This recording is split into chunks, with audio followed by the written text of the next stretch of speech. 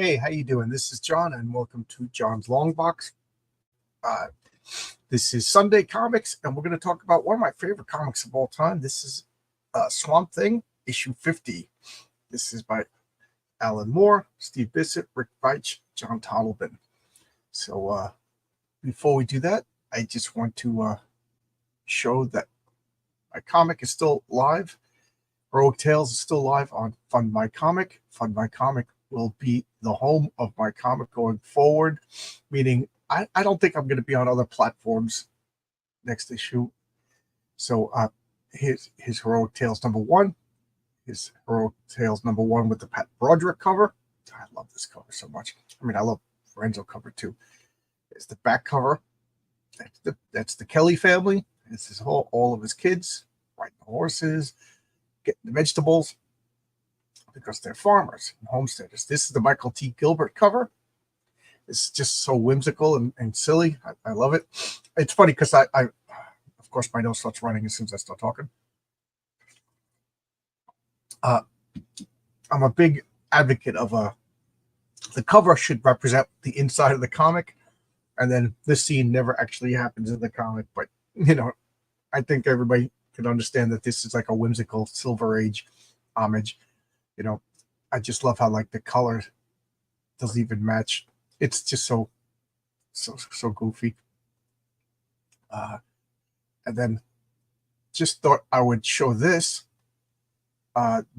This is my Indiegogo page. Okay, look at that. Can you? Oh, I gotta bring it to the stage. Something's not quite right with Indiegogo. So I hope it's just maintenance. I hope the whole website didn't crash. But whenever I go to Indiegogo, it's not there. So let's just hope that is a situation that'll be rectified. I don't know, the word rectified always makes me giggle. Oh, we got some people here. Cool. Hey, Crenshaw, how you doing? Good morning. How's everything? Woodrow. Oh, Swamp Thing. I always wanted to get Swamp Thing and Man Thing. Oh, okay. So you're not familiar with the character at all? Oh, so there's going to be some major spoilers for this, because this is issue 50, and it's the culmination to an Alan Moore story that pretty much started with issue 19. Oh, I just saw that. I just saw this. It just Indiegogo just started working, it looks like. Oh, good, because I was a little nervous. I thought maybe something happened to the site, but of course, no, it's they must be doing maintenance or something with Indiegogo. Well, I'll bring it up later if it's working. Good morning as well. Good morning to you. Okay, I'm okay with spoilers. I still enjoy the reads. Yeah, you see this little camera thing? I got up and knocked it over, so this little webcam is on like a tripod, and it whipped down. It whipped down and broke. And then I glued it, but I wasn't careful when I glued it, so it's slightly off. So when it's like perfectly straight, it's off. So now I have to make it. You can see it's a little off to make this. Oh, it's just driving me crazy. It's just absolutely driving me crazy. So, so I spent like an inordinate amount of time like adjusting it. It's just driving me crazy. All right, so I have a little knowledge of Swamp Thing. I do remember watching the 80s movie on VHS. Okay, cool. So maybe I'll have to do a deep dive on Swamp Thing. So I might as well start at the beginning then.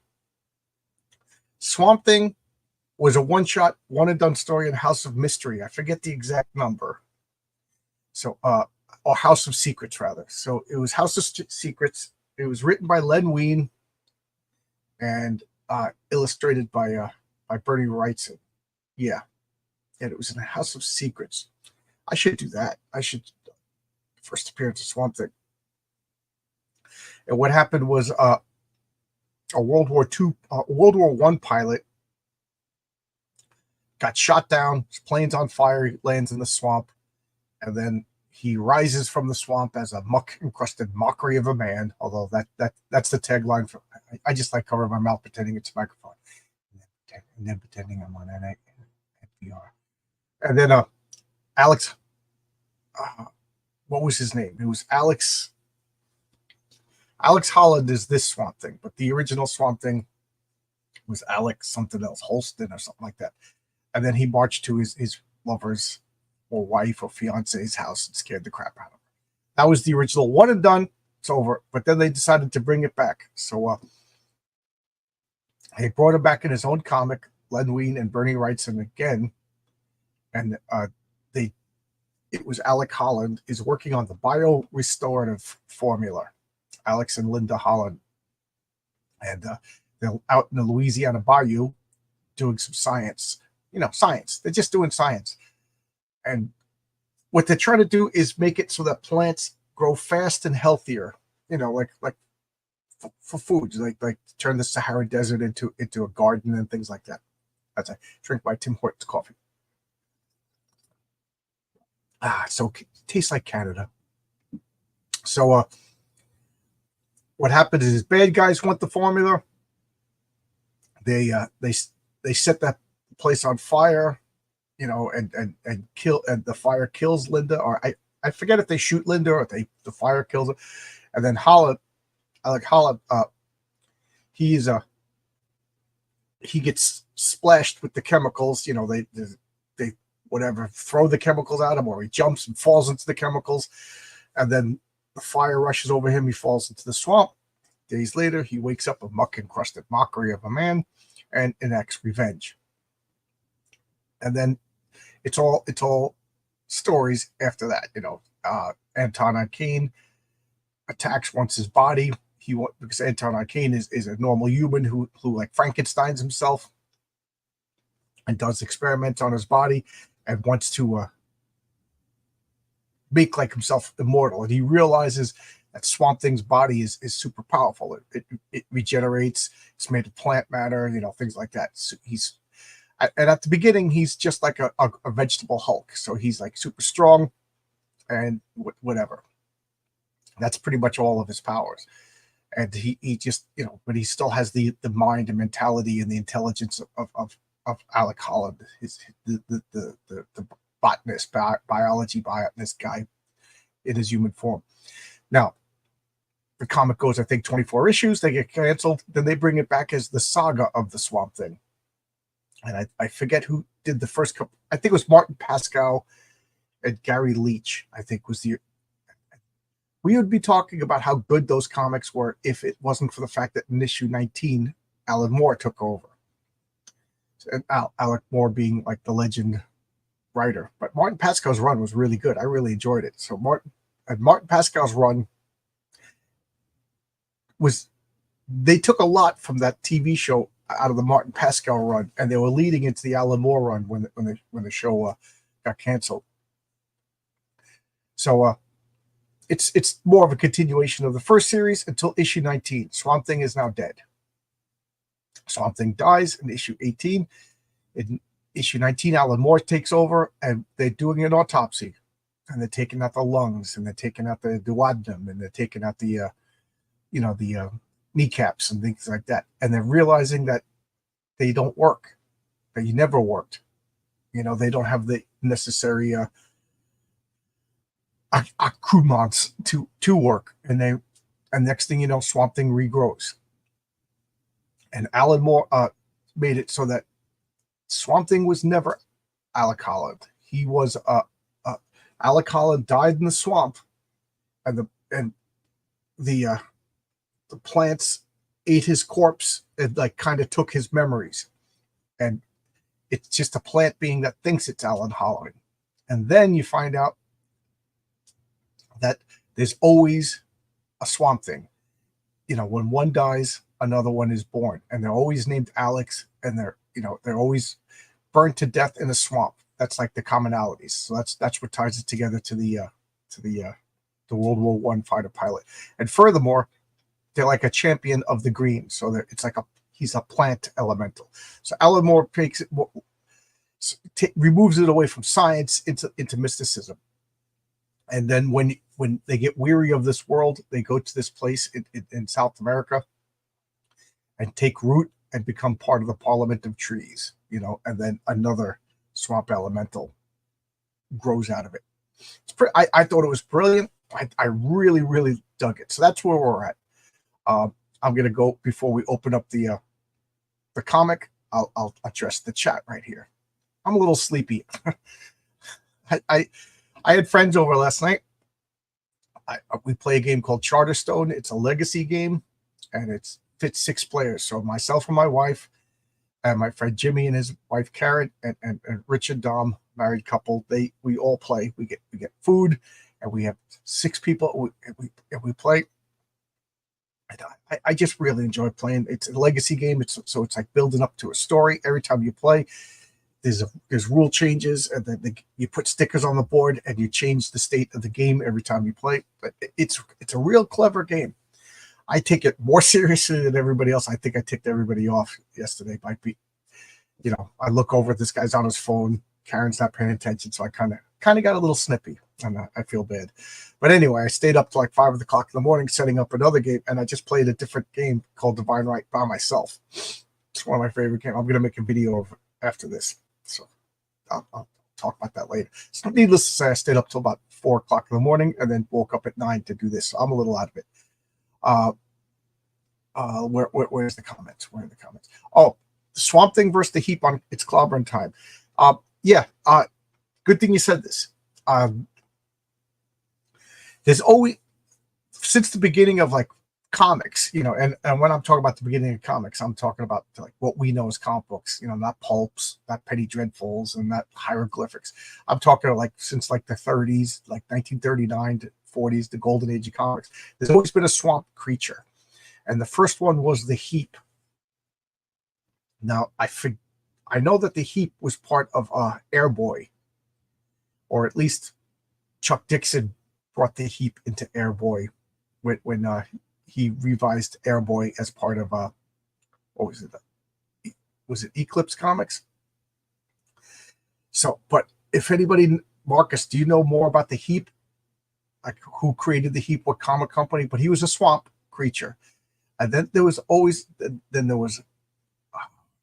another one, and I can't think of his name. But then there's Man-Thing for Marvel, the Swamp Thing. But there's other swamp creatures. It's always been like a staple of comics. Here's the Indiegogo. Okay, it's back. The Indiegogo's back. Oh, nope, it's not back. What's going on? Indiegogo. Something wrong with Indiegogo right now. Maybe they're doing a system maintenance. We got hail from Marcus. Good to see you, Marcus. We got Old Dirty Fatty. How you doing? I don't know. Your name makes me giggle. Sorry. Didn't Bissett draw it for a time? Yes, this is drawn by Bissett. This is Steve Bissett, Rick Veitch, and John Tolobin. Just you'll see when I open it up. You'll see when I open it up. Marcus got my comic, and Thomas Yeats was the artist. What did I say? I said Gary Leach, right? Thomas Yeats. Yes, you're right. Yes, really good. Like I said, if it wasn't for Alan Moore, we'd be talking about the Martin Pascal. And the Martin Pascal run, like I said, was a lot of the TV show was out of the Pascal run. Speaking of Man-Things, okay, and I'm all caught up with the chat. All right, so let's open up this comic. Oh, so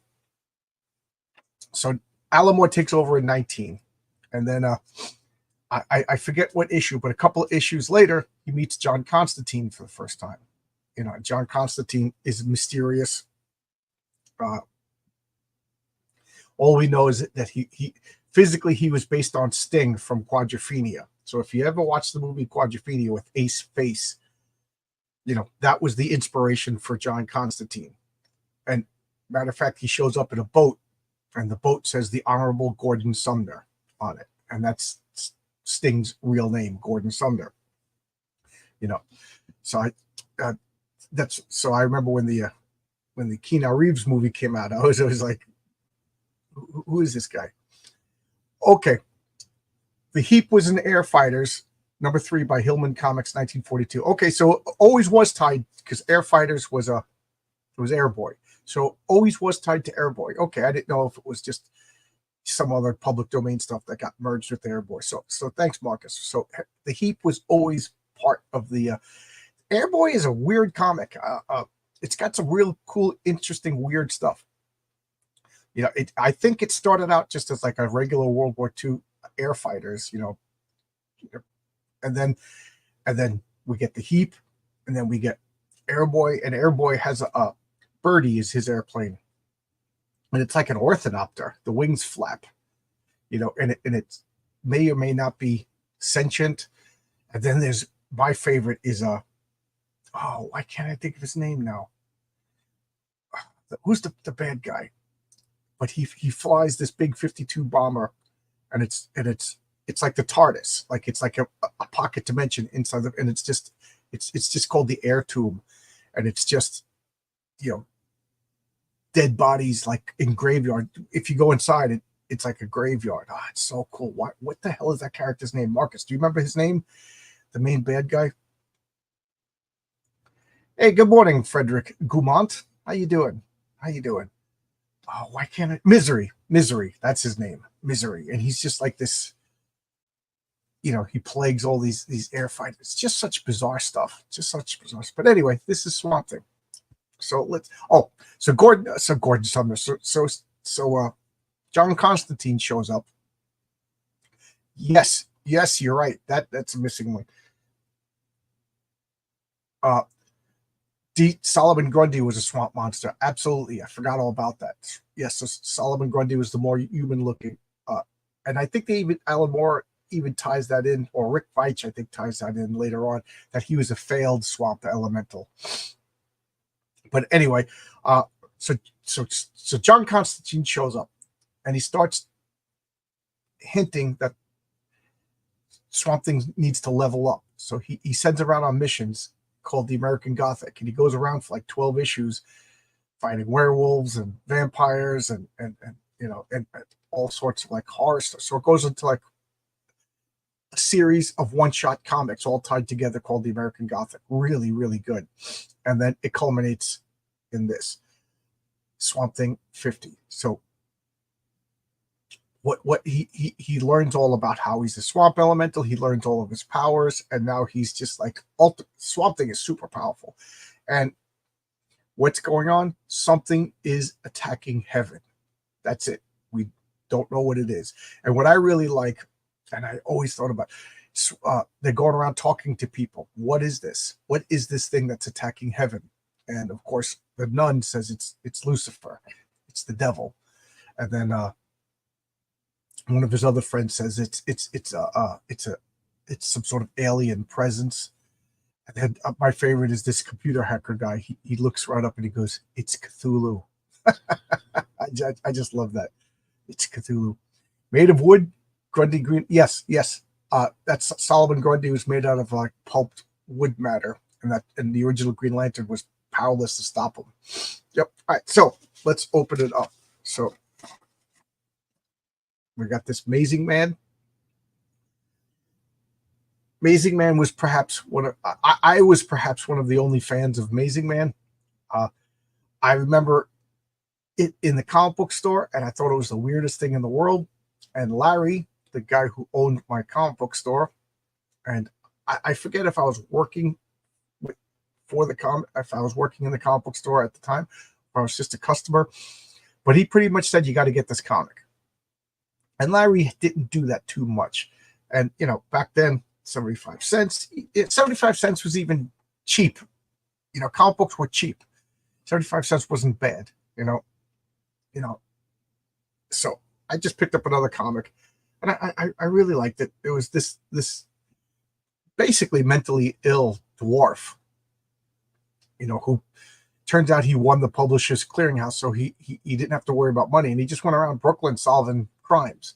It was really small scale, and it was just about him and his kids in the neighborhood. It was weird.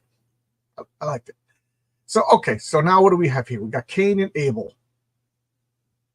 Yeah, they existed before Neil Gaiman took them and put them in the Sandman. So Cain was the keeper of the House of Mysteries. Abel was the keeper of the House of Secrets. And they may or may not be the biblical Cain and Abel.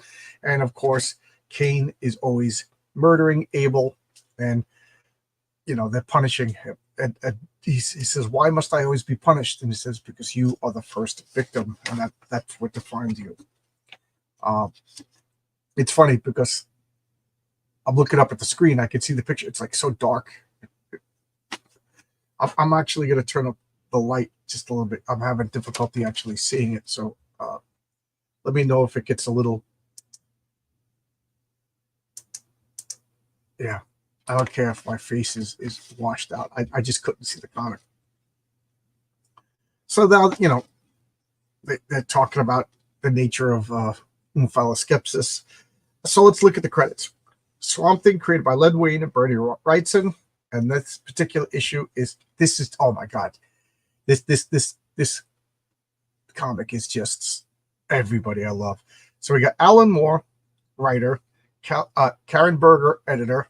Karen Berger, like I said a million times, is one of the unsung heroes of comics. One of the most important women in comics that most people haven't even heard of. And we got Steve Bissett, Rick Reich, and John Totleben. And special thanks to Tom Mandrake. And to Talia Wood, colorist, my favorite colorist of all time, wife of Wally Wood, who I think he died at this point. John Costanza, letterer, one of my favorite letters, one of my 3 favorite letterers. And look at this. So now we have all of like the occult characters just going to war in like limbo, because something wants to physically or spiritually or whatever way wants to attack and destroy heaven. So we got Dead Man over here. Look at this. I don't know if you could see like this border. It's just like unnecessarily intricate. This is Tatiana Woods. This is hand painted colors. Look at Swamp Thing, just so freaking good. And then Steve Bissett is just known for like these little twisty, nasty, gnarly monster figures. Like this is pure Bissett. All of these, look at this goat figure back here. This is so good. And then I think John Totleben, who just inks it, gives it like Steve. In my mind, maybe I'm wrong, but Steve Bissett, in my mind, always gives us like otherworldly, strange geometry, Errol Otis nonsense, and then John Totleben gives it like mass and realism. Just such a great combination. And if my memory is correct, John Totleben was losing his eyesight around now, and he was getting slower and slower. I don't know how much longer he actually made comic, but just like I know at one point he had like a small tunnel of vision, and he would just get real close and do his inking. So all of these creatures are. So what is Swamp Thing is amassing an army in hell. So they find out it's not Lucifer, it's not the devil, it's not Satan, because literally the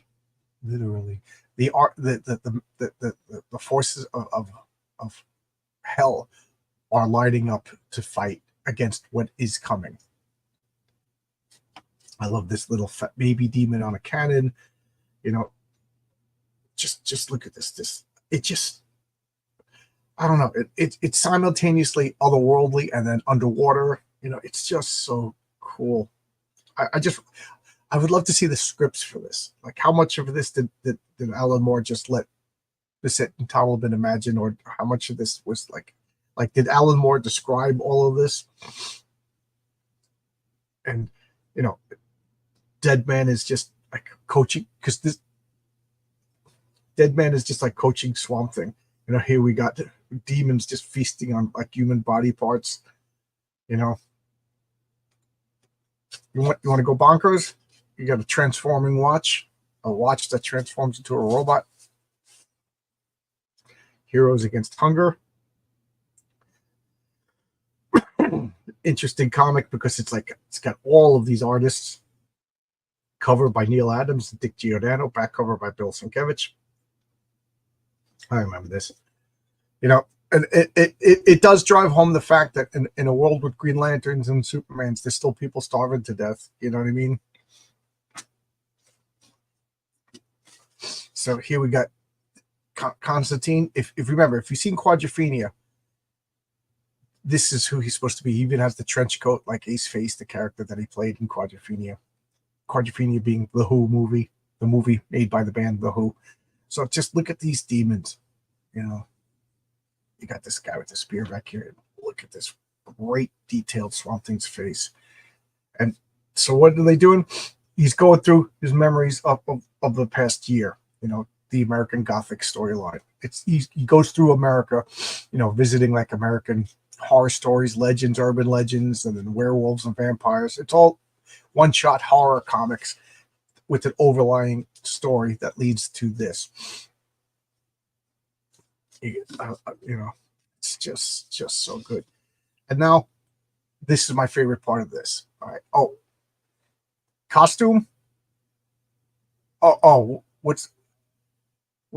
Zoot Sputnik. Tony, what? Zoot Sputnik. What is that? Did I miss something? Bargain basement Batman without a suit. Walrus Man was behind it the whole time. So now we're in Madame Xanadu's house. And what are they doing? Now they're having like all the human mentalists and magicians, they're having a seance. And what are they doing? They know that this is the end of existence. Like that's the level of threat. That's it. And this is, you know, this is one of the things that I always thought about. Like, you know, this is going to sound very arrogant, but like I always wanted to. I love Alan Moore.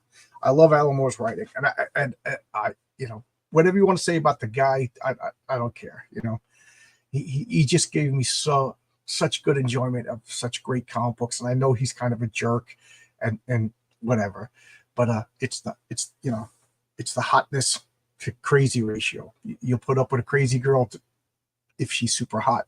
Well, Alan Moore is so talented. I'll put up with this craziness. You know, just Fabian Nicieta, you ain't that hot. I'm not putting up with your nonsense. But Alan Moore, that's a different level. He just, I don't know. What he did was he escalated the threat so that by the time you got to issue 50, you were like, oh my God, because it was built up. You know, issue 19, his first issue was revisiting his origins. This, you know, it was a slow but steady incline of tension, so that, you know, and so when I look at Heroic Tales, I didn't want to start with they're going to destroy heaven, nuclear war, you know, the alien invasion of destruction of mankind. You got to start out and build the tension. So that's what I'm working for. That's what I'm working for. I'm already, you know, the criticism is just like, whoa, what's going on? You know, nothing's happening. Stuff happens, but it's not galaxy level threat, because I'm trusting that I'm going to be able to get to the big overarching nonsense. You know, I think it's a rookie mistake to throw everything in the first issue and it doesn't matter, you know. All right, so before I continue, I just noticed that there's a lot of comics, which I absolutely love. I have this comic. I remember getting it from the 80s. Really good one. Absolutely. This is one of my favorite guys. Hey, Matt's here. How you doing, Matt? I drink some coffee with you. Here you go. Everybody, take a sip.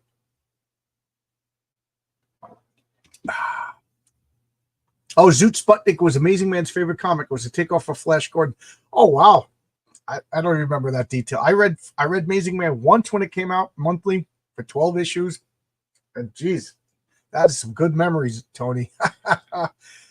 and I remember his best friend, Dave, just looked like a dog. Was he a mutant? Was he disfigured? You know, he just looked like a dog, but he wasn't a dog. He was a human who looked like a dog, and he drew comics. You know, that he was a comic book artist. The Constantine teaching Swamp Thing reminds me of the series Books of Magic. I think in that Constantine and the other DC. Yes, this was first, and then Neil Gaiman brought John Constantine, Mr. 13, and Dr. Occult to teach Tim Hunter in the ways of magic. And what a wasted story that was. At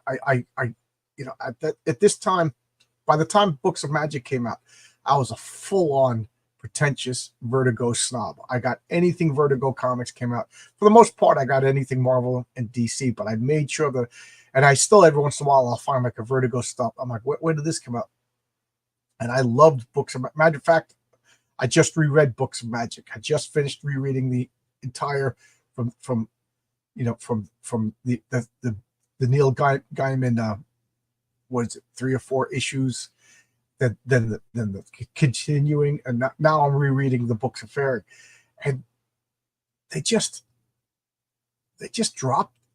They should have embraced the Harry Potter resemblance, because Timmy Hunter was an English kid with round glasses. He had an owl named Yo-Yo. He lived under the stairs in a house.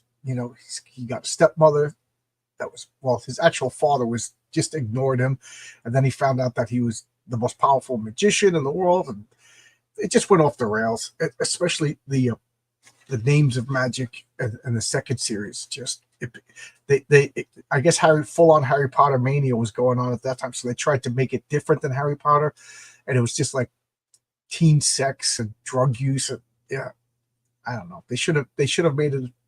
I don't know. Maybe they were afraid of lawsuits. I don't know. But Neil Gaiman even said that he wasn't going to sue Rowling. He said because that was just a British trope that was used over and over again. Like other people did it before Rowling, and other people did it before Gaiman. So what do I know? He looks like Harry Potter, yes, but the books get very. Yes, I was just saying that. Eventually, I feel got more pretentious. Yes. He got the other night while we were doing It's Clobbering Time. Somebody said once you hit like pretentious, you're pre, before, but then there's a point where you become post-tentious, and that's when you're unbearable. So Alan Moore has evolved from pre-tentious to post-tentious. I aspire to be post-tentious someday. Happy birthday, everybody. How you doing? Zach Tan is here. I think the whole thing about his properties transferring to another publisher really messed with his head. Alan Moore, yeah. Here's my take on Alan Moore. Alan Moore is a spoiled brat. He fully admits it. He says his parents indulged him. There was 2 people that I super admire that have the same childhood story where their parents just gave them whatever they wanted, and they both admit that they were spoiled brats, and both of them are geniuses. One was Alan Moore. Alan Moore said he's not used to people saying no to him. He just got used to it. And the other one was Don Van Vliet. Don Van Vliet, more popularly known as Captain Beefheart, the musician. He said he was just a child monster. Like parents just gave him whatever he wanted. It's just self-indulgent. Now, some people say that he can't play an instrument to save his life and sing. Other people say that he's beyond musical genius.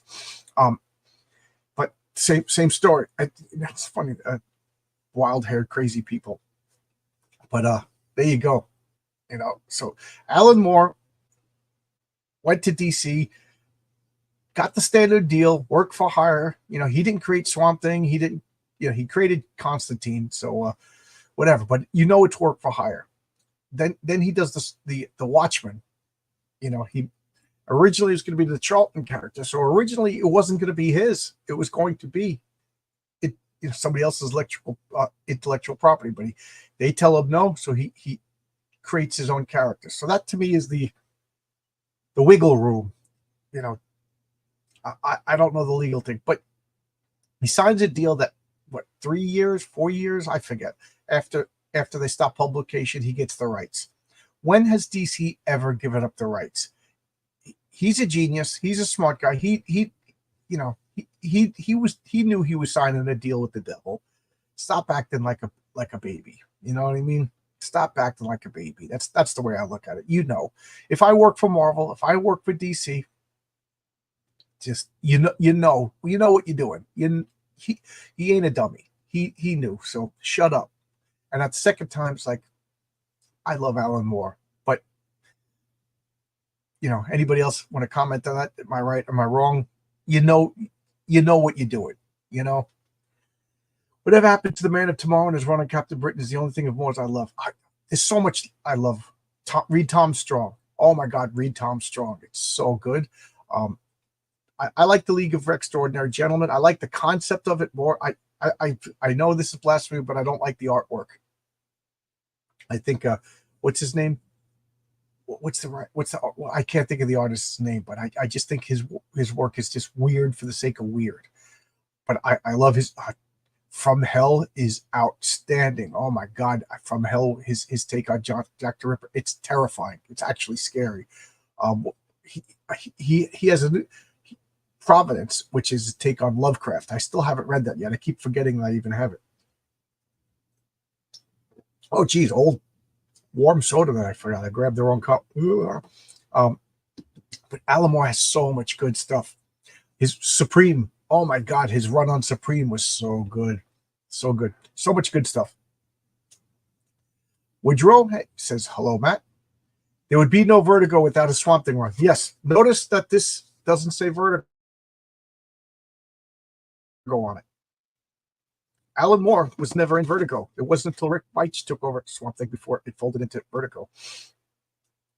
Didn't Mr. 13 try to kill Tim Hunter? Tim Hunter was like, was it Mr. 13 or was it Dr. Occult? I think it was Mr. 13, but one of them was like supposedly a zealot that wanted to kill him before he could, because Tim Hunter was supposed to be too powerful.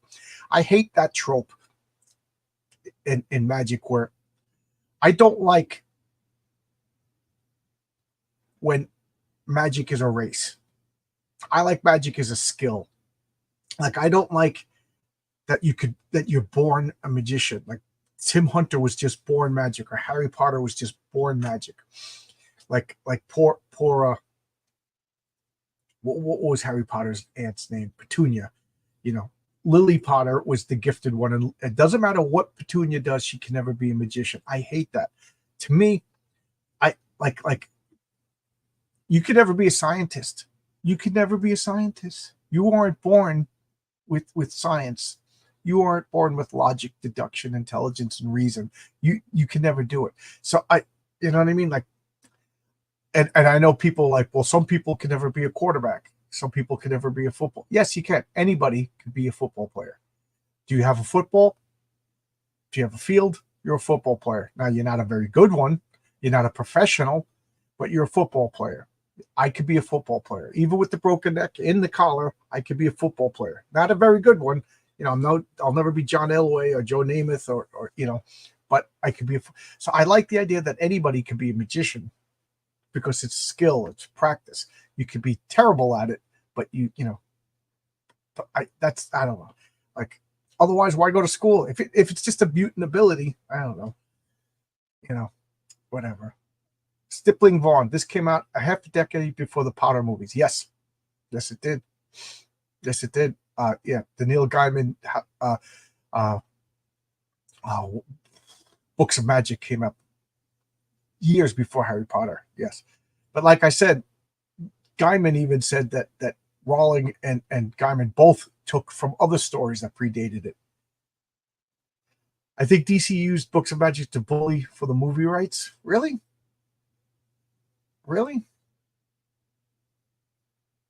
Is that why Books of Magic? Is Harry Potter Warner Brothers?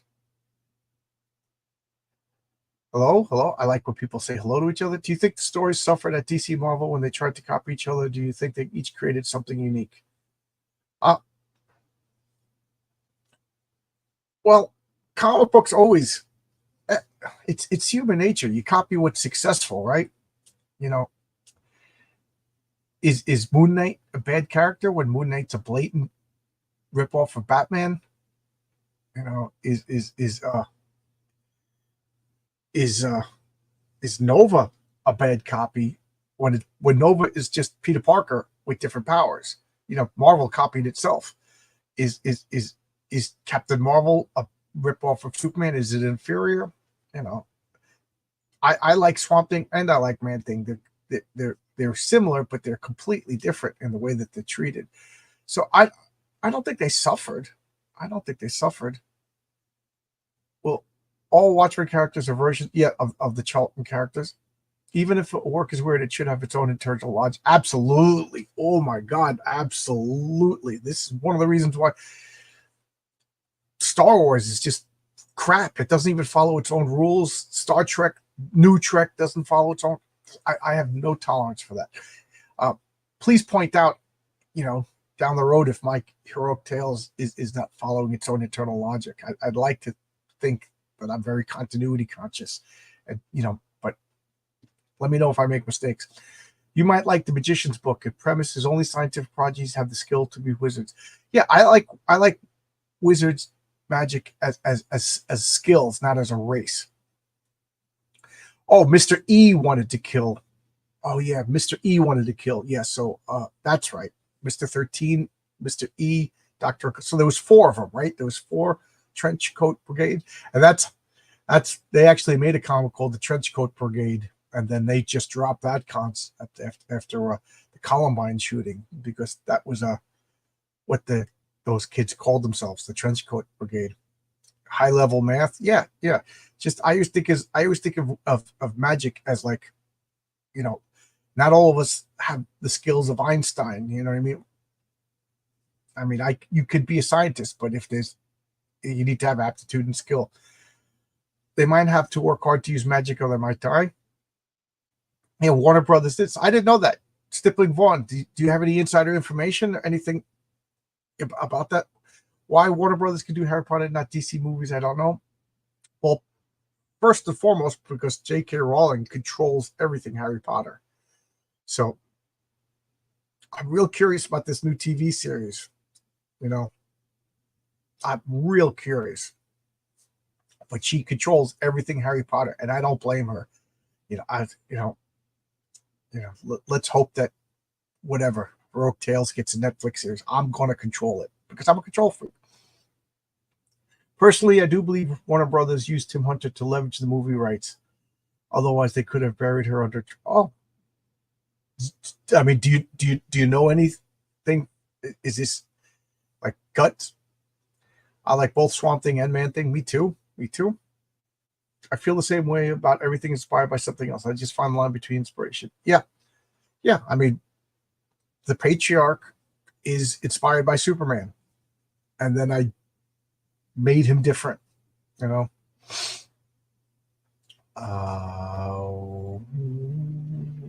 Stippling Vaughn.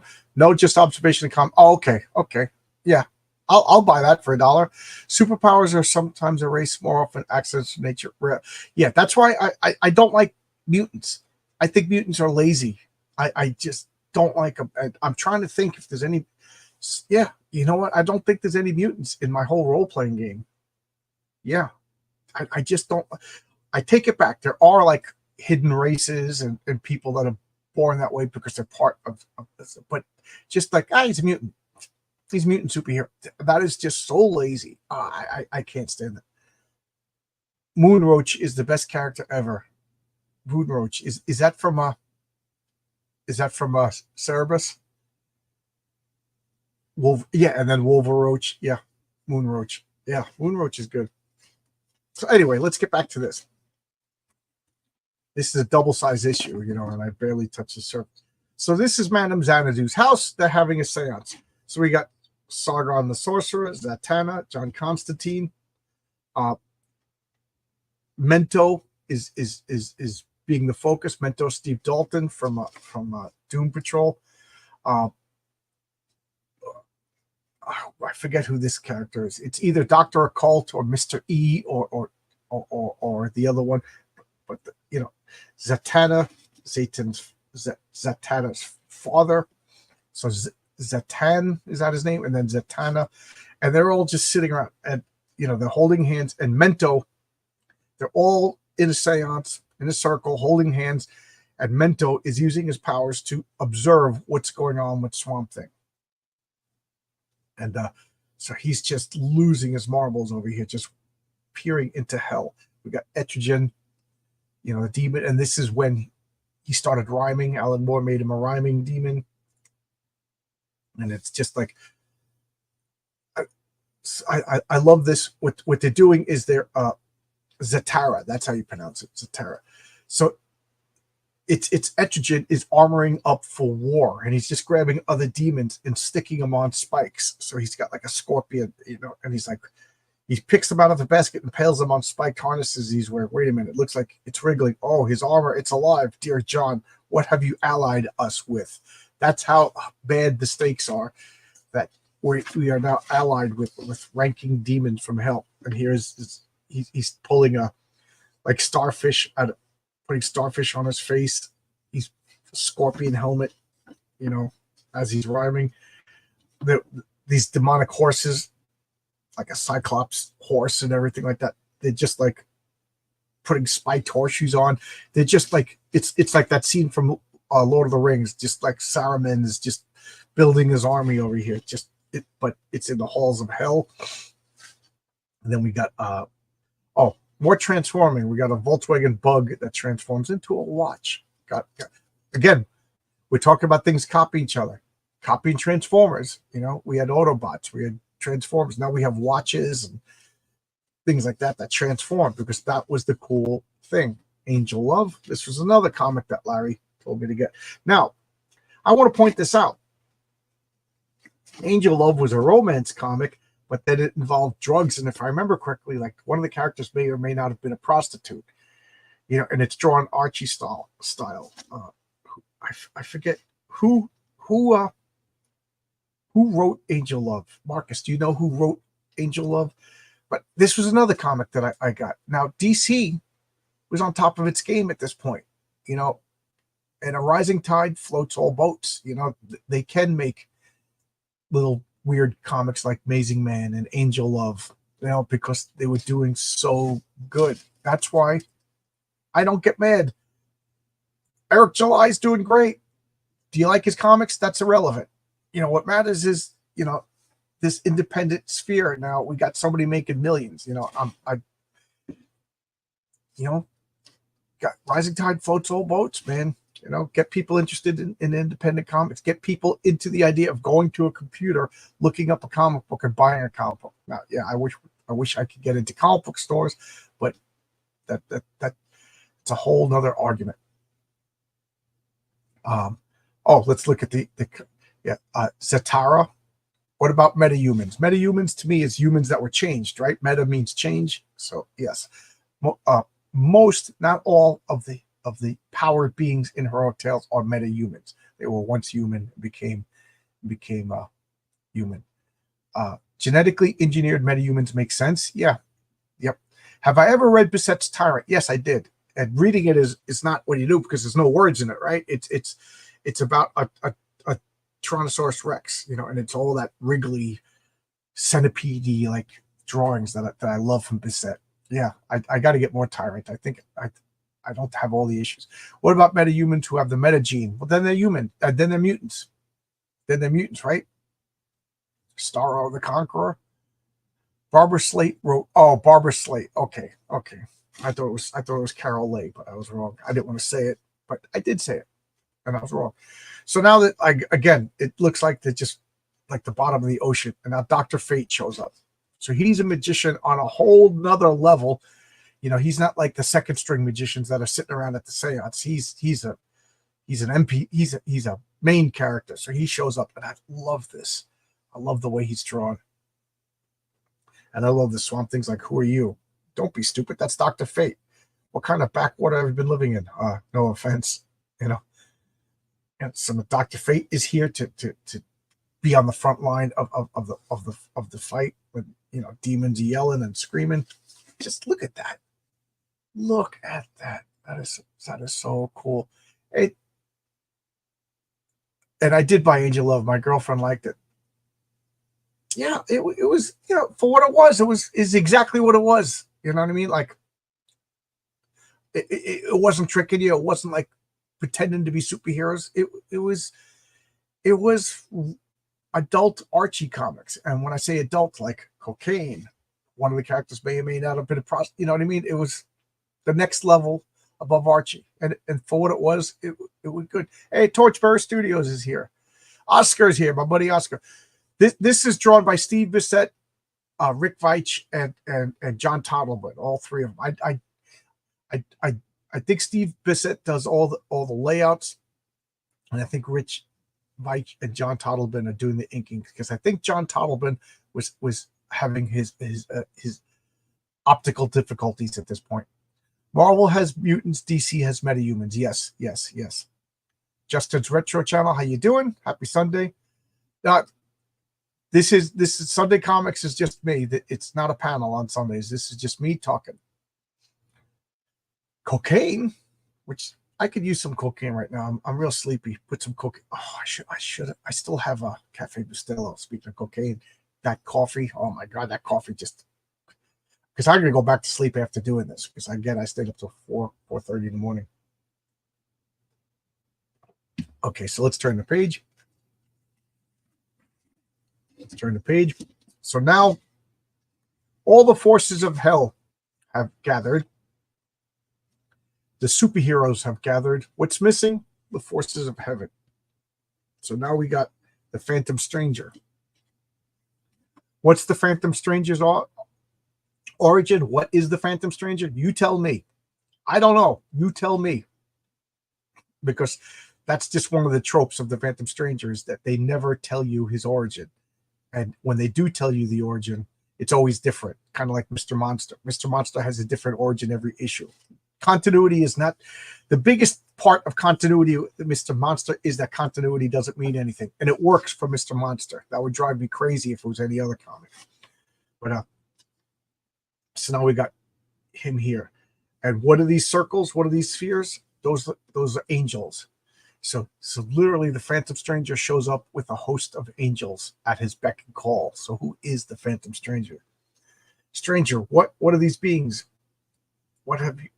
You have friends? He goes, yes.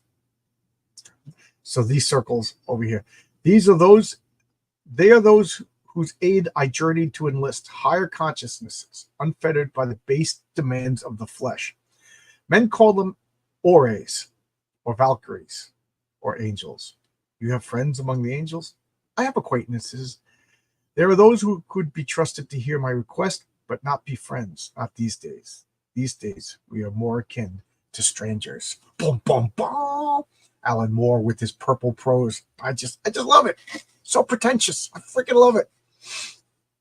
The dead man's just floating around. So now we got all the angels over here, the demons, and then they got this. This is Mento watching, and so only he can see, and then he's transferring the information through words to the rest of the people, and his mannerism, his speech gets more and more frantic as the issue goes on. He's like, oh, I don't want to look, things like that. And then here comes Etrigan, just all decked out. Look at this. It is pretty. Just look at Etrigan over here, just all decked out for war. He's actually, out of all of the characters, like Phantom Stranger, he's panicking. Everybody else is panicking. Etrigan can't wait. He can't wait for this. He's like, let's go. And Etrigan's cavalry has arrived. They're falling in amongst the foot soldiers. And then Constantine's asking, what about the Spectre? Is he there yet? And Mento's like, no, I can't sense him. Instead of our allies, perhaps it would be an advantage to study our enemies. Yes, I could see them, hundreds of them, every terrible creature I can imagine. I see those 3 demon brothers I noticed earlier acting as organizers. So we got the demons 3 with the jug, the wheel, and I forget. They debuted in the Justice League, Ebenezer, Gast, and Rast, or something like that. I can see they are motionless and they're completely silent. Everybody is waiting for something. So look at all of these demons. And again, I'll get back to normal. Now I will adjust the chat before I flip the page. Where am I? Okay, some person says spinner racks everywhere need to come back. People will never get. Yeah, I don't know. This is a whole topic. How do we save comics? How do we get comics into the normie hands? How do we do that? I don't know. But I do know that talking with Mark Miller, he's very keen on noticing patterns. And he said the newsstand had 30 years, the direct market had 30 years, and now we are beginning a new 30-year cycle and he's excited, and he wants to know, And I think Mark Miller, I base this on nothing. I don't have any inside information that he's like curious with crowdfunding and things like that. So that's why I think he did a whole round of talking to us, little people. In 0 Hour, wasn't Phantom Stranger the son of Superman from the future? Yeah, that's just it. He has different origins. He's also the Wandering Jew. He's also a fallen angel. He's also like one of the first men or something like that. He has different, like that's his origin is the fact that he's a stranger. You're not supposed to know anything about him. He has conflicting reports. So if he was a Superman from the future, that's just one of many contradictory origin stories that I know about. You're not supposed to know this. Yeah, exactly. In the New 52 launch, they gave Phantom Stranger an origin, and well, that's just it. They always give him an origin, and it's always different. So, yeah, he's perplexed. He's perpetually the mysterious stranger. Apparently, a lot. Yeah, I didn't like the New 52. That was my jump off point. Armageddon. That's pretty. That would be a name for a post-apocalyptic porno movie. So much of that fine line work is lost in the printing. Yeah, I would love to see like an artist edition of this. Yes, his Origin 52 is connected to the Question in Pandora. I like some parts of it, like the others. I like Pandora. Did he have his own series? I just started rereading the whole Alan. Yeah, this is so good. I recommend this. Okay, so where were we? Oh, I was going to turn the page. Anybody remember the name of these? The Demons 3? I remember one was like Radagast, Gast, and so now they're all gathered, and boom, this colossal blob just starts to emerge from the ether, whatever you want to call it, the spiritual ectoplasm, whatever. And they're all looking at it. And then this is Mento, who can see it, telling everybody else. So John, I think it's moving. It's just been sitting there in the chaos beyond hell ever since it broke the surface, but it's coming, John. Oh God, no. It's big, so big. It just keeps coming up out of the chaos, waves and waves. No, stop it. It's that big. I don't want to see it. Take care. You almost snatched your hand away from mine. He almost broke the circle. But you don't understand. It can't be. We can't fight this. It's too big. It's too big to think about. It makes us look like nothing. Please, John, I don't want to know. I don't want to know what it is. I don't want to know that it exists. You've got to let me take the helmet off. John, as a friend, please, I'm begging you, no more. So Mento is freaking out as the enemy emerges. And it's just colossally big. Like, you could just see, like, people are dots to it. It's just huge. It's just huge. And then this is typical John Constantine, the bastard, who just uses people. He sees Mento is breaking down before his eyes. He's like, no, I don't care. I don't care. I'm afraid it's too late for that. I'm sorry, Steve. Your apologies be damned, boy. If the enemy approaches, let's build up our power levels. Oh, John, I can't take this. Dr. Occult, Zatanna, they're too powerful. My mind, I can't take the strain. John, you serious? Shouldn't we? Forget it. We carry on. Dayton, that's Steve Dayton. That's Mento. As much as I hate to admit it, Constantine is right. We can't back out now. If any of us were to leave this room alive, your only hope is to concentrate. Tell us what you see. But I can't. I'm not strong enough. A man is as strong as he will let himself be. That is the first rule of magic. Please tell us how the battle goes. All right. I don't have a choice, do I? So here they all are, the seance. Damn you, John. I trusted you. If you knew what I was going to see, hurry. The power's building and we must know where to direct it. So they're sending their power to help. All right. So now he's watching Etrigan. I'm in the front ranks alongside the demon cavalry, the yellow one, Etrigan. I'm inside his mind. It's white hot. He's thinking, no, that's ridiculous. He wants to charge it. So Etrigan, he's all cocky. He's all ready for battle. He can't wait to fight this thing. So before I turn the page, woke up and decided to make my own marinara sauce. I'm a genius. Oh, wow, that sounds good. Homemade marinara sauce. That sounds awesome. It's funny because marinara sauce to me is like a fall winter thing. Like, I don't really seem to make my own sauce in like the spring and the summer. So yeah, it's about time for some homemade marinara sauce. The Demons 3 is the name attributed to the demonic brothers Abnazar, Rast, and Guest. That's good. Thank you. That was driving me nuts. I couldn't remember their names, and I'm thinking of the, that song, the Jewish three kings, Shadrach and Razdago. I always get them mixed up, at least the names. So now Etrigan is just jumping into battle. He's just, he's got a rank of rhyming demons. And what does he do? They're chickening out. They don't want to fight. So he just slaughters one and like, let's go.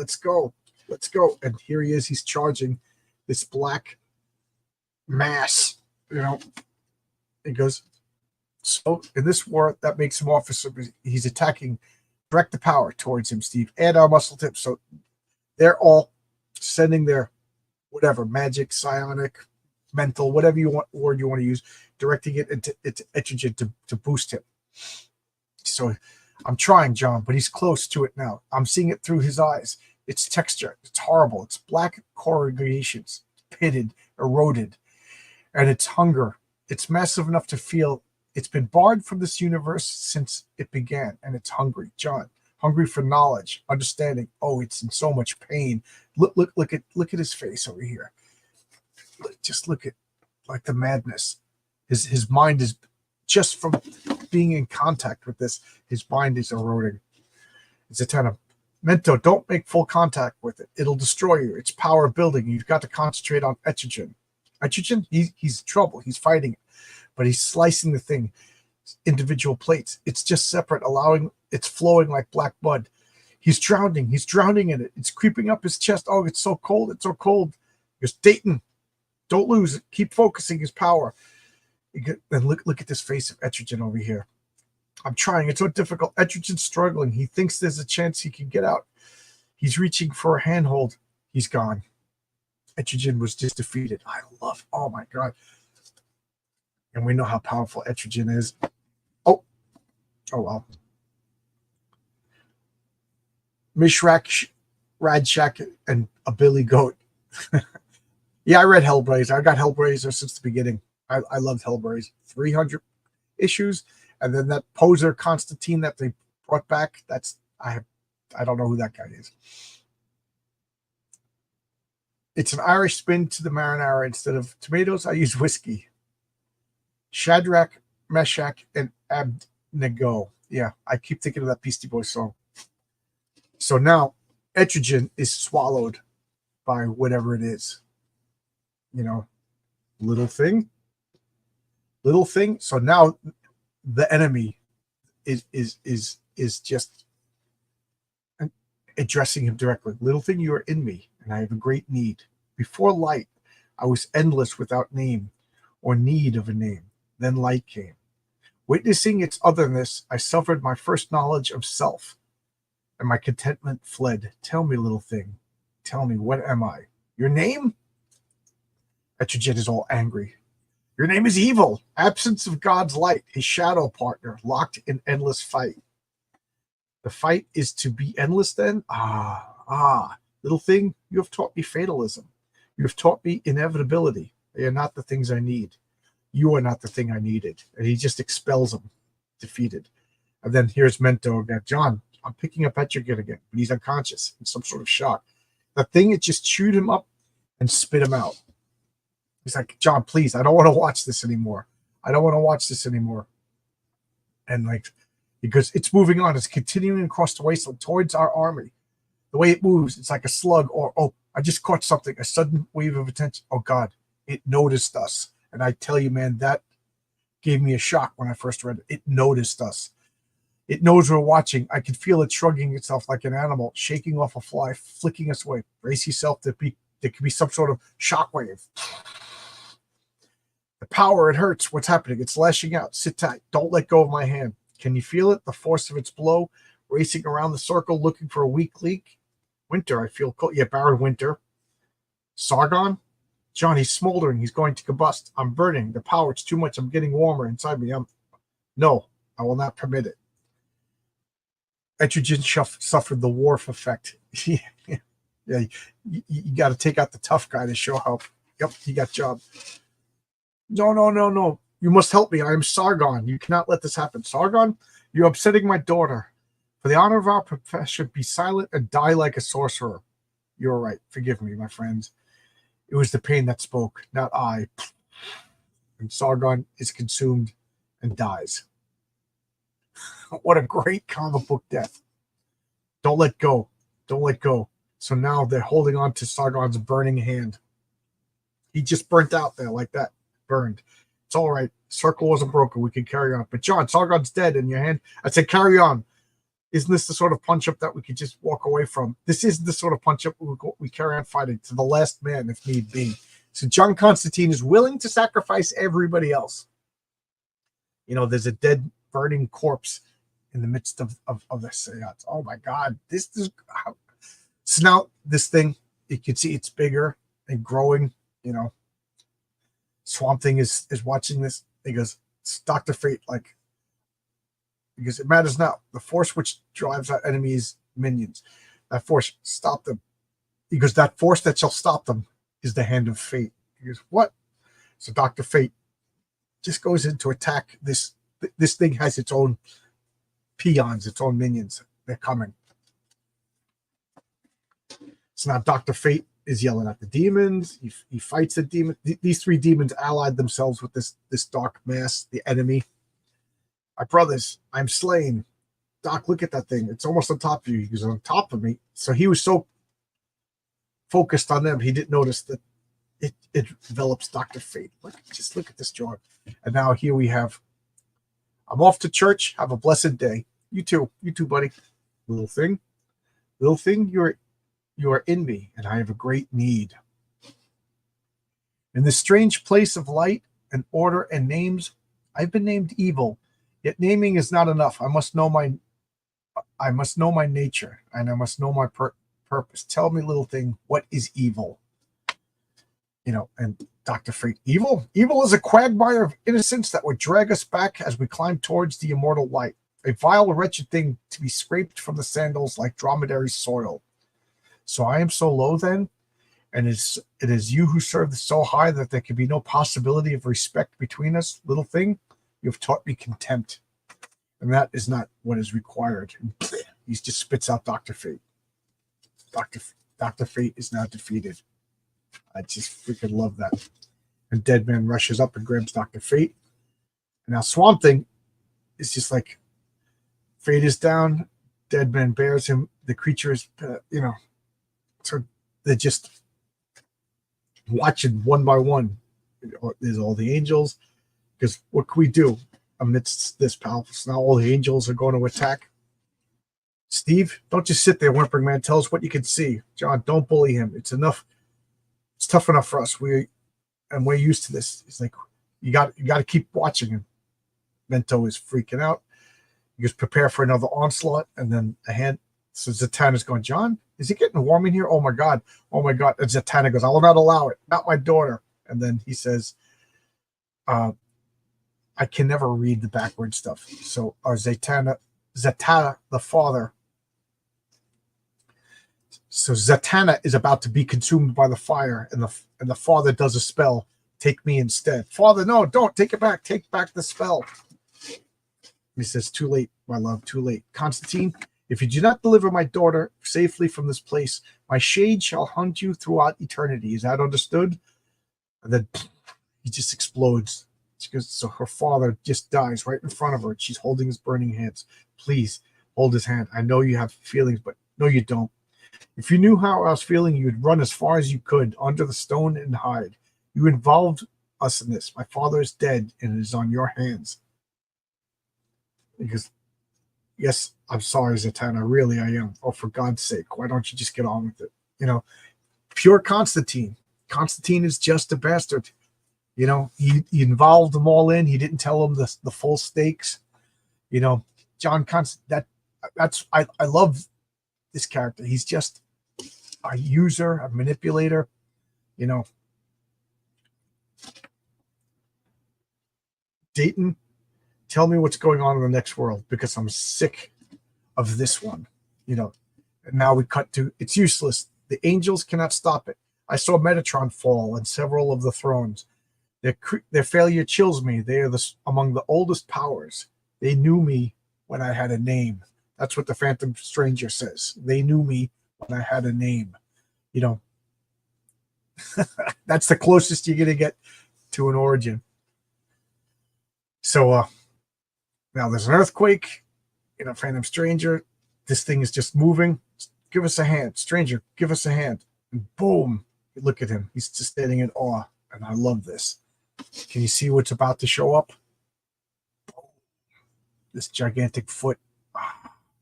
The specter has arrived.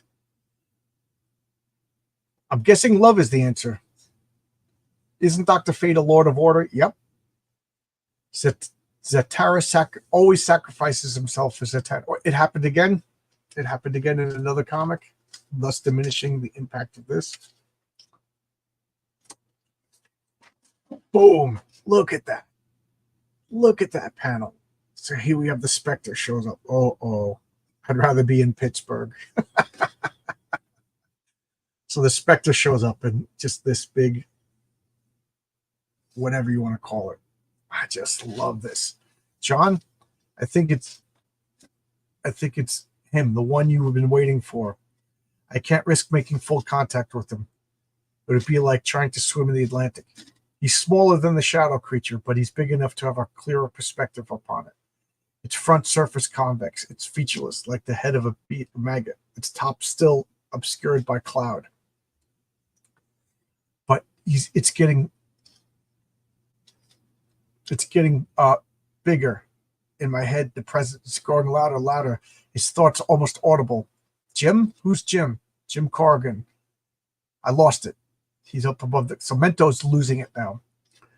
So now he just grabs the top of it, and you can see the top of it. It has like this shell, and it's kind of tapered. The Spectre is just grabbing it like a big serpent. The Spectre is just wrestling it. John, he can see it all now. It's like a slug with a beetle shell, the cowl of bone, which is as thick as a continent, protecting its blind black head. It's Spectre. He's attacking it. I'm directing our power to assist him. Seems pointless. He's so powerful. He can't possibly need it. Hold on. He's noticed something. He's looking up. Something above. Oh, what's happening? Towers are falling. Vast chimney stacks toppling towards him. Me, where am I? Where is he? Where could it be falling from? No, it's the perspective. It's all wrong. And I love this. So other of these creatures. So it's not just one. There's a whole bunch of them. What's happening? There's something happening. I lost contact. He's gone. So now the Spectre is inside of it. Little thing. So this thing is calling the Spectre little thing. My hunger for understanding grows larger as my patience dwindles. Shall my question be answered, or shall I snuff out the light and be done with the anguish as its presence causes me? No, I forbid you by the voice that speaks in all things. It does not speak in me. In me there is only the hateful nagging of insoluble query. Tell me, little thing, what is evil for? Evil exists only to be... So this is the Spectre answering the question. Evil exists only to be avenged, so that others may see what ruin comes of from opposing the great voice, and cleave more wholly to its will, fearing its retribution. And what of the tortured eons I have endured, unable to broach this maddening brilliance and quiet the pain it woke in me? Do they not demand retribution? Little thing, you have taught me only vengeance. Be gone, that I might savor in solitude. So there, the Spectre is now beaten. I love this. He's got like craters on him. It's just so good. I love this. No, the Swamp Thing, what is he doing? John, don't you understand? It's beating the Spectre. The Swamp Thing can't. I said, what is he doing, Dayton? This is what I prepared him for. He's with the stranger that's gazing up at the creature. The stranger, he's so uncertain inside him. He's shaking in his head. He's turning away. He seems afraid. But the Swamp Thing, he's walking towards it, towards the wall of blackness. John, he's going to meet it. He's going gone. So Swamp Thing just walks into it. And I love this. Swamp Thing is now inside of it. Little thing, you've come to me willingly and without wrath. In this extraordinary place, you are extraordinary. What have you to offer me? I have nothing. I've come in resignation. Whatever you are, I cannot fight you, but I cannot stand and watch.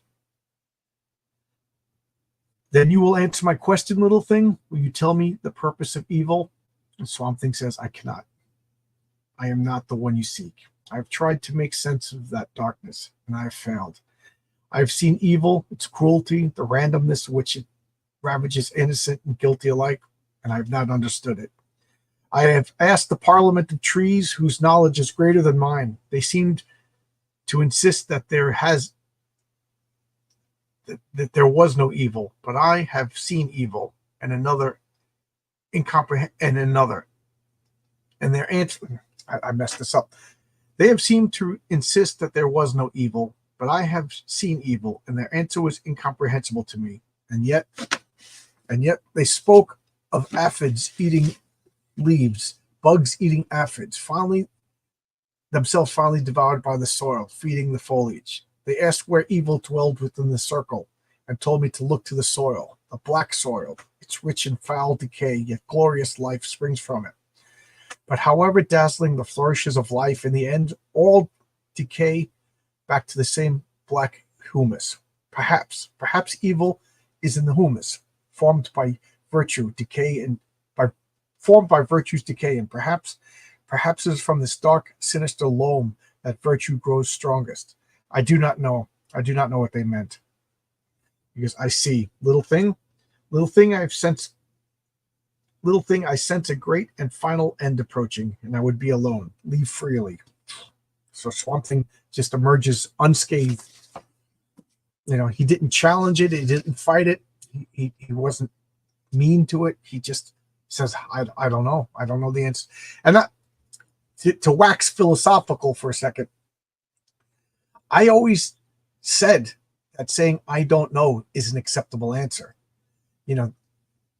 It's honest. If you honestly don't know, I don't think, what is it, Aristotle? Admitting ignorance is the first step to wisdom. That's what Swamp Thing said. I don't know what you're looking for. I don't know. What is evil?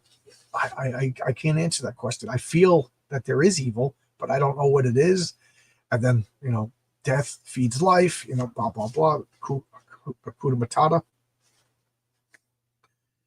The Swamp Thing, he just walked out of that creature unharmed. What happened while he was, I don't know. It didn't do any good. The horror is rolling on towards heaven. I think this is it. We're almost at the edge of the lighted region. Our allies have been defended. It'll crush it. There's nothing left to stand in its way. I can see Etrigan. He's conscious again, and they're the two surviving demon brothers. They look as scared of each other. They're waiting for the bang. The Spectre is weeping. He's asking God to forgive him for his failure. He goes, the light, there's something coming. Oh no, I don't want to see this. Humans aren't supposed to see this. I can't see this. Don't make me see this. And now we got the hand coming. Presumably God. They never really say. They leave it like ambiguous. And then we got this coming towards it. The black thing rising up to meet it, to fight it. The shell of bone covering the back. Oh my God. No, I know what it is. No, no, no. And then we got Rogue Tales on Fun My Comic. Bissett is an example of designing his panel and pages, but it's, yeah. So look at this. Look at this. Look at this bizarre. I remember the ending to this comic. So we got Mento. Oh no, I know what it is. I know what it is. Because I know what it is. Oh God, I know what it is. It's a hand. So the Spectre was fighting just one finger. The other towers. Okay, so this is the hand of a bigger. That blew me away as a kid. That blew me away. The darkness has lifted way above. I could see it now. I could see it. It's reaching towards heaven. There's something bright. Something bright is reaching out from the heaven towards the dark. The light, the dark, they're going to fight. Everything will be destroyed. They're almost touching. Look at Mento. They're clasping. They're flowing together, flowing. Everything swirling. Everything falling. I could see it. I could see it all. It doesn't make sense. I don't understand. Blah. You go, oh God. Okay, is it over? And look at Mento over here. I don't know. The power seems to have discharged itself. I think we can release each other's hands. I don't believe it. We're still here. Not all of us, Constantine. Some of us are dead. Some of us are gone. The shell, I know what it was. It was a fingernail. Look at that. They're always casualties in a war like this. I know you fought a good fight, Constantine. You have my respect. Although I'm unsure as to the exact nature of our victory. Big guy, you awake? Deadman, what's happening? I don't know. The ground disappeared.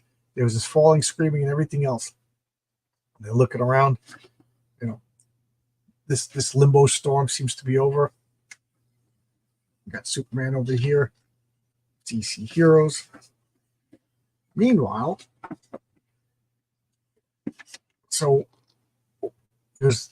but the nature of good and the nature of evil, have they changed? Perhaps not, but I expect a different light has been cast upon their reflections. The heart of darkness, a flower blossoms, enriching the shadows with its promise of hope. In the fields of light and adder coils, and the radiant tranquility is lent, save by its sinister presence. Right and wrong, black and white, good and evil. In all my existence, I've always looked from one to the other, fully embracing neither. Never before have I understood how much they depend on each other. So basically, this is some Zen, and then we got Cain and Abel watching, and they're going back to Cain and Abel fighting, House of Mystery, House of Secrets. And I always like to look at the letters pages, see if I recognize any of these names. I don't recognize. Lords of the Ultra Realm. This is Pat Broderick over here. And there. So what happened? It's one of those ambiguous things. Light needs shadow, shadow needs light, yin and yang, blah, blah, blah. Above my pay grade. It's perfect example of like Alan Moore being a little bit too clever. As much as I love this comic, I was vaguely disappointed with a little bit unsacked. The story, to me, this comic is the journey, and the conclusion is a little bad. But I still love it.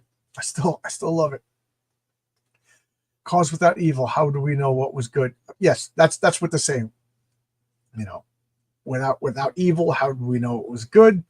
And that brings up the question. So if we need evil to define good, then isn't evil good? And blah, blah, blah. Then if good can't be good without evil, is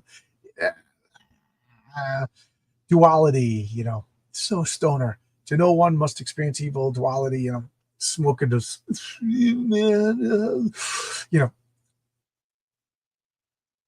Also the need for story to have an antagonist. Yeah, I don't know. I love this. It was so good, and this is what year was this? What year was this? I can't even see the year. Something comic subscription. 1986. Oh, geez. I was still in grade school. Yeah, I graduated in 80. I graduated in 89. Yeah, 87. I graduated. I left my sixth grade. Yeah, so I graduated in 89. So no, I graduated in 87. I graduated high school in 87. What the hell? Yeah. So yeah, I was still in high school. This was like philosopher me. This was right up my alley. Oddly, in a DC reprint, it's 54 Superman Spectre. They added the talk that Superman has with the voice, aka Spectre's voice. Oh, really? That's weird. Why not? Superman is supposed to be like an angel. So there you go. I mean, I just love all the takes on all. I love the artwork is so good. The storytelling is excellent. It's for such a bizarre topic. The storytelling is so good. You could take the words out and you could get the gist. You take away Alan Moore's words, you take out so much flavor. But you could get the meat and bones of the story.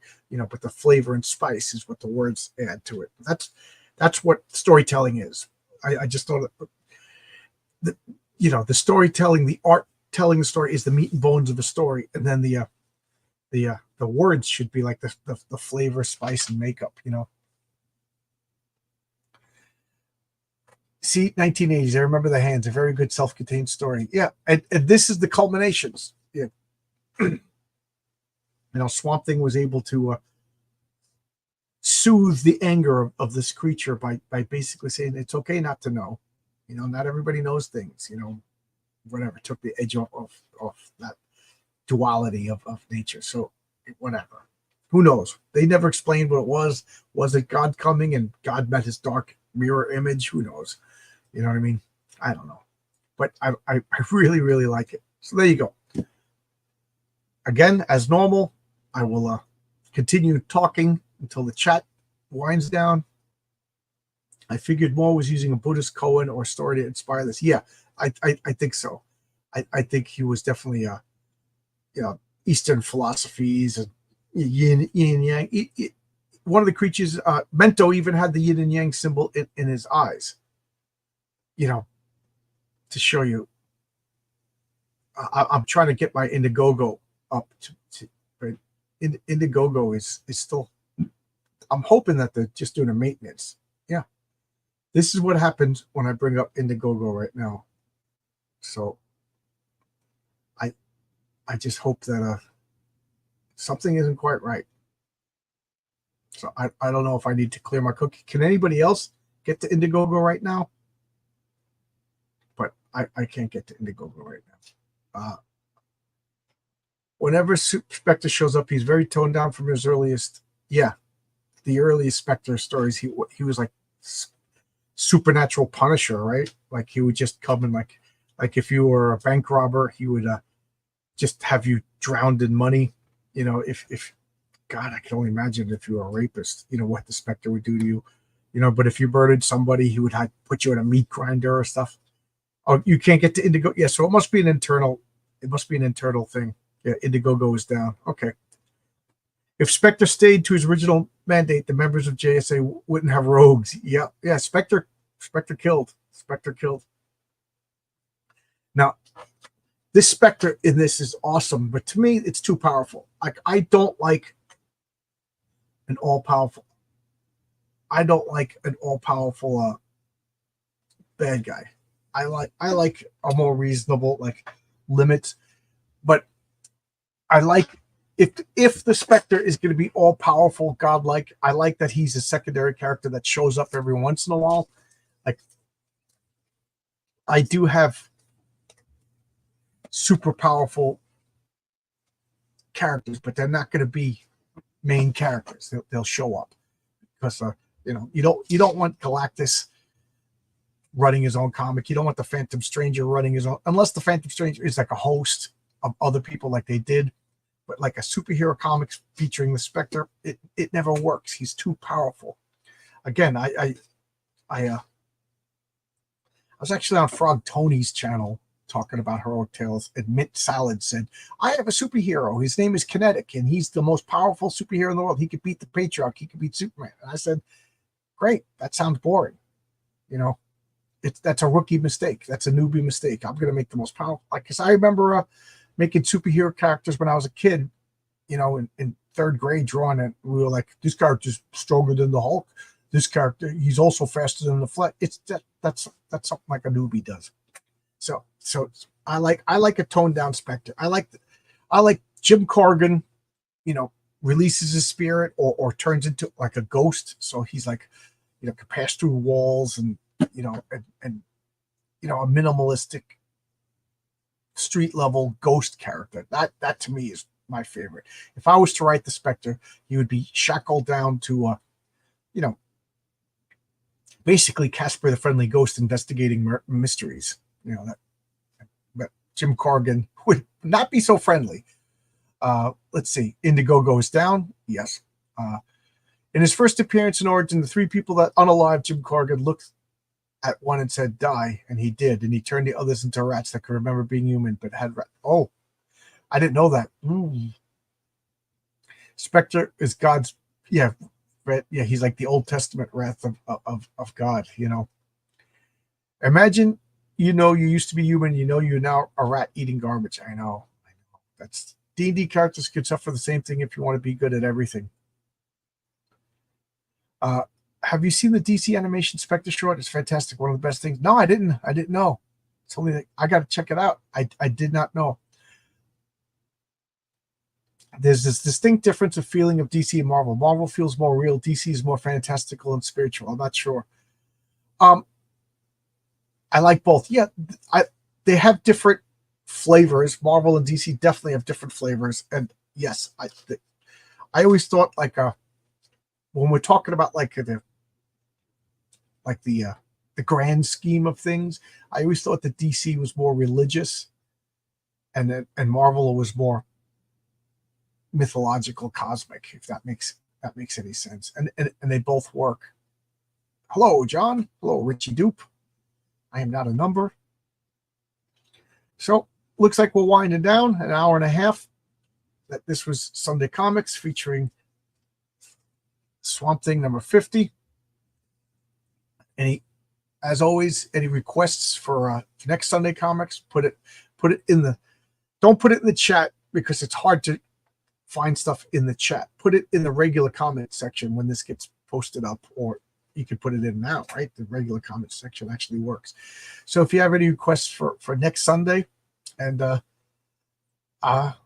people have been asking, I'm healing well. The neck brace is off. The doctor says that I should be able to go back to work soon. We'll see.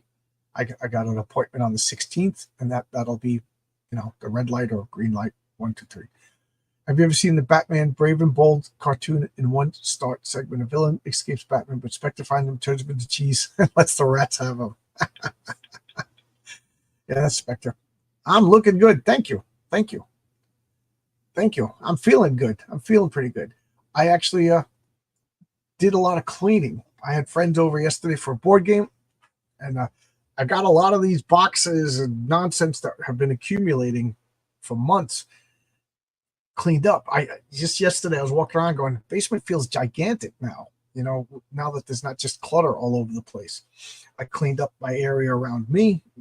I used to be able to just grab stuff at you because it just used to be boxes and boxes. So, I still got my to read pile over here. This is all crowdfunded stuff.